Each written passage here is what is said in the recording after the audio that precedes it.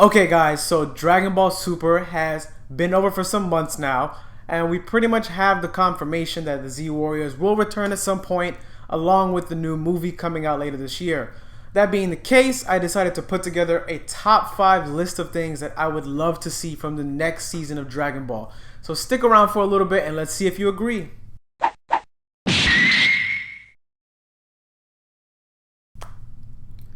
So let's be honest.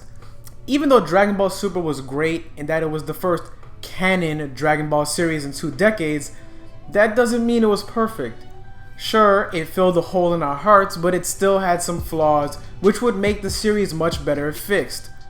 The return of Dragon Ball after all that time had us excited, but to a certain degree it did little to appropriately match the tastes and quality modern anime watchers have grown to know from the very same shows that it influenced. This list is going to cover what I feel are some of the most important elements needed to restore Dragon Ball to its throne. So first up, bring back the sense of adventure.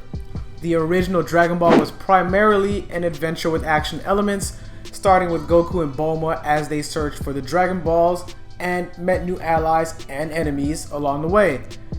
Even though Z had transitioned to more action, we still were treated to an adventure, from Goku's travel along Snake Way and meeting King Kai, the journey to planet Namek and the events that followed, the appearance of Trunks, the mysterious Saiyan warrior from the future, now here to help save the world from impending chaos, and even the events leading up to the resurrection of Majin Buu.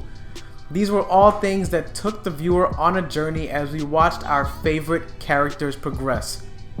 Even in Dragon Ball GT, which most people dislike, the entire series was an adventure in itself, which was trying to recapture the essence of the original Dragon Ball series while staying true to Z. In Super, the ball, no pun intended, was dropped. The only arc which gave the viewer any sense of adventure was the Goku Black arc, which had the potential to be one of the best story arcs ever, but due to the over-reliance of traveling back and forth through time, it began to drag, which is a shame because Black and Zamasu were great characters. We received 2 tournament arcs, which satisfied our lust for violence, but in reality did little to show of the adventure elements that make Dragon Ball amazing. At least we got some new dope characters though, right? And that brings me to number 2. Bring back fan favorites.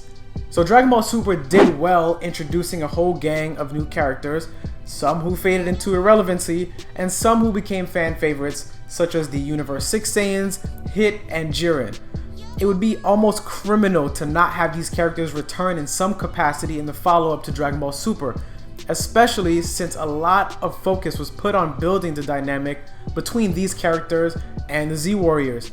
For example, the rivalries between Hit, Goku, and Jiren, and the sensei-like role that Vegeta played to Kaba. And an idea that could be explored with these characters is one similar to the Gaiden mini-stories in Naruto, which help the viewer gain deeper insight into characters like Kakashi and Sarada. It would definitely be interesting to develop these characters more. And that brings us to number 3. Develop the supporting cast. We all know Dragon Ball is the grandfather of the modern shonen anime, but it has definitely fallen behind in this aspect. For example, we have properties like Naruto, My Hero Academia, and One Piece, where even the supporting cast is given just as much thought as the lead characters and have meaningful interactions and power-ups to not lag too far behind. We have reached a point in Dragon Ball where Goku and Vegeta have evolved leaps and bounds beyond the supporting cast, to where their presence is all but useless in the grand scheme of things. Even enemies have continuously matched or surpassed their strength.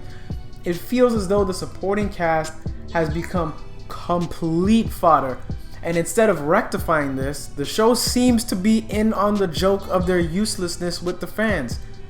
Gohan is an example of such failed character development. His character has been reduced to a complete joke, and fans were promised redemption during the Tournament of Power, and in reality got none, in both the anime and the manga.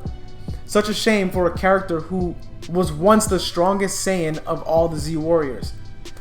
Goku and Vegeta's ascension to the level of gods with universe-shaking battles has a lot of people questioning why the supporting cast of characters is even needed at this point. Not only that, these power-ups have had a lot of us scratching our heads trying to make sense of it all. To take it a step further, 2 characters were basically excluded from Super altogether. The lack of development for Goten and Trunks was a bit disappointing, especially since they played a huge role in the Majin Buu arc and led to the creation of Gotenks, who is one of the most vibrant characters in the Dragon Ball universe. Hopefully, whatever happens next for the Z Warriors leads to more inclusion and development for more of our favorite characters. So number 4, I won't spend too long on this one. Fix the power scaling. Toward the end of Dragon Ball Z, the power scaling may have gotten slightly out of hand, but it's nothing compared to the mess that Super has made. The introduction of god levels of power have turned this all into a puzzle with no picture to see how the pieces should fit.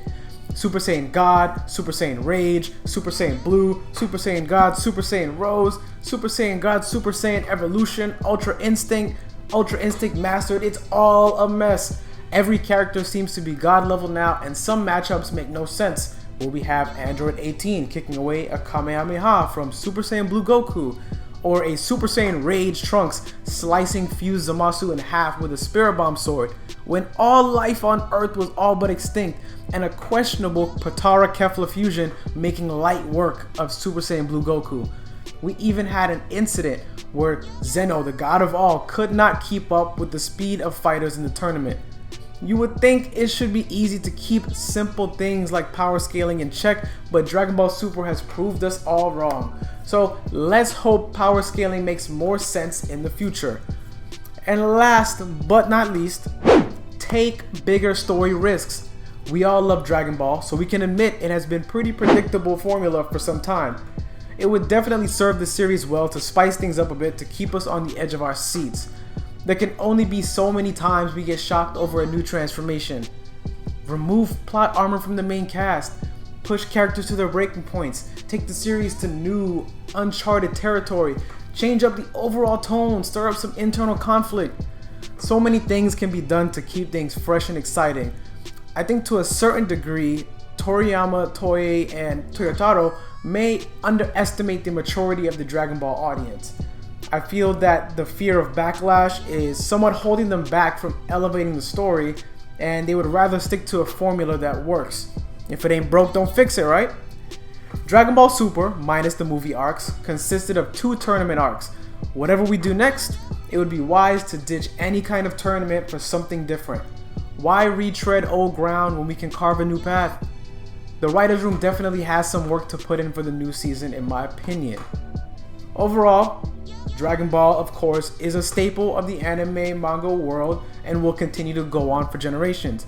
Being the influential powerhouse that it is, I think it's time to kick it up a notch and show that it can hang with the new school on all fronts. No matter what, we're all gonna watch, but just because we watch and it maintains viewership, does that mean that it can't be better? Food for thought. So let me know your opinions of what can be done to make Dragon Ball better. Do you agree or disagree with any of my points? Let me know and let's get a discussion going and keep this Dragon Ball community strong and healthy. As usual, guys, follow me on all my socials at YaBoyRoshi on Twitter, Instagram, and Facebook. Hit the like and subscribe button if you enjoyed this video. Check out my merch store. The link to that is down below in the description. Anything I wear in my videos is designed by me, so you can go ahead and cop that if you want. Just head to my store. But yeah, that's all I got for you guys today. I really hope you guys enjoyed this video. It's a little bit different from what I normally do, but definitely had a lot of fun coming up with this one. So like I said before, let me know your thoughts. Let's talk about it. Dragon Ball is not perfect. It can always be better. Let's provide some constructive criticism for what they can possibly do in the future. Who knows? They might be listening. They might be reading everybody's comments. So let's talk about it. But that's all I got for you guys today. Hope you have a great day or night, whatever time you're watching this, and I will catch you guys next time.